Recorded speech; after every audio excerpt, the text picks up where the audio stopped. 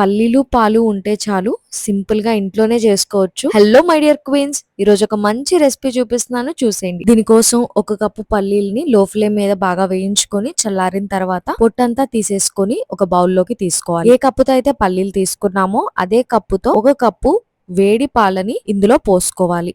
ఇప్పుడు మూత పెట్టేసి ఒక 15 నిమిషాలు పక్కన పెట్టుకోండి. 15 నిమిషాల తర్వాత ఒక మిక్సీ జార్ తీసుకొని మనం నానబెట్టుకున్న పాలు, పల్లీలు మిక్సీ జార్ లో యాడ్ చేసేసుకోవాలి. ఇప్పుడు ఇదంతా కూడా ఒక మెత్తని పేస్ట్ లాగా మిక్సీ పట్టుకోవాలి. నేను ఇక్కడ చూపిస్తున్నాను కదా, ఈ కన్సిస్టెన్సీ అనేది మీకు వస్తుంది. ఏ కప్పుతో అయితే పాలు తీసుకున్నారో పల్లీలు కూడా అదే కప్పు కొలతతో తీసుకోవాలి. ఇందాక మనం వేడి పాలు పోసుకున్నాం కదా, ఇప్పుడు అదే కప్పు కొలతతో ఒక కప్పు కాచి చల్లార్చిన అంటే రూమ్ టెంపరేచర్ లో ఉన్న పాలని పోసుకోవాలి. ఇప్పుడు మరలా మిక్సీ పట్టుకుంటే నేను ఇక్కడ చూపిస్తున్న థిక్ కన్సిస్టెన్సీ అనేది మనకి వస్తుంది. నాన్ స్టిక్ పాన్ ఒకటి తీసుకొని మంటని లో ఫ్లేమ్ లో పెట్టుకొని మనం చేసి పెట్టుకున్న దాన్ని ఇందులో పోసుకొని మంటని లో టు మీడియం ఫ్లేమ్ లో పెట్టుకొని కలుపుకుంటూ కొద్దిగా దగ్గర పడేలాగా కలుపుకోవాలి. ఒక 5 నిమిషాలు అయిన తర్వాత 1 టీ స్పూన్ యాలకుల పొడి వేసుకొని కలుపుకుంటూ దగ్గర పడేంత వరకు కలుపుకోవాలి. ఏ కప్పుతో అయితే పాలు, పల్లీలు తీసుకున్నామో అదే కప్పులో అరకప్పుకి కొంచెం తక్కువ పంచదార తీసుకొని ఇందులో వేసుకోవాలి. మంటని లో ఫ్లేమ్ లో పెట్టుకొని ఇది కలుపుకుంటూ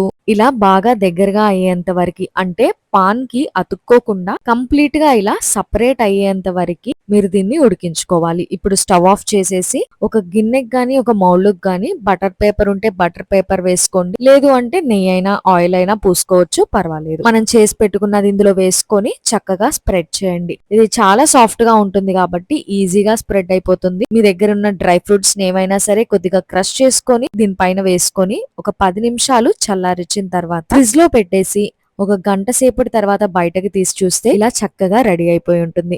దీన్ని ఇలాగా పీసెస్ లాగా కట్ చేసి గానీ ఇస్తే చాలా ఇష్టంగా తింటారు. ఈ రెసిపీ అయితే చాలా బాగుంటుంది, తప్పకుండా ట్రై చేయండి. మీకు నచ్చితే తప్పకుండా కామెంట్ చేయడం మర్చిపోవద్దు. Thank you so much for watching.